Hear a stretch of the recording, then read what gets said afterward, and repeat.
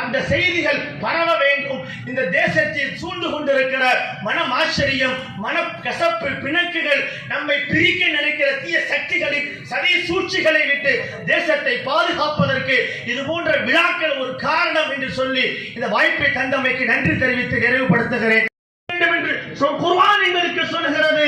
அதனால்தான் உங்களை நான் ஏற்றி கொண்டு வந்து விட்டேன். நீங்கள் இன்றைக்கு அங்கே பாதிக்கப்பட்ட மக்களுக்கு உதவி கொண்டிருக்கிறார்கள். வெள்ள பிரளயத்திலும் சுனாமியிலும் எந்த பேரிடர்களிலும் இந்த கொரோனா போன்ற பேரிடர்களிலும்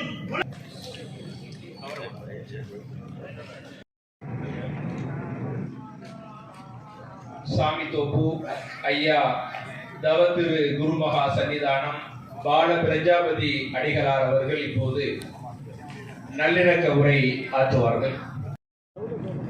நடைபெறுகின்ற சமய நல்லிணக்க விழா முடிந்த பிறகு இசா ஜமாத் நடைபெறும் என்பதை அன்புடன் தெரிவித்துக் கொள்கிறேன். அஸ்ஸலாமு அலைக்கும்.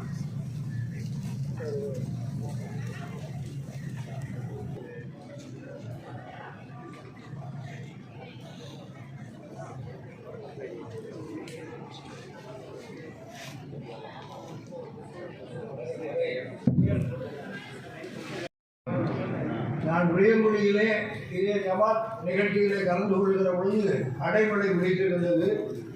அன்றிருந்து ஆசிரியர் எனக்கு இல்லை என்று நினைக்கிறேன். அன்பு முடைக்குள்ளே இருந்து பேசுகிறேன். அப்படியா? அது ரொம்ப சொல்றேன்.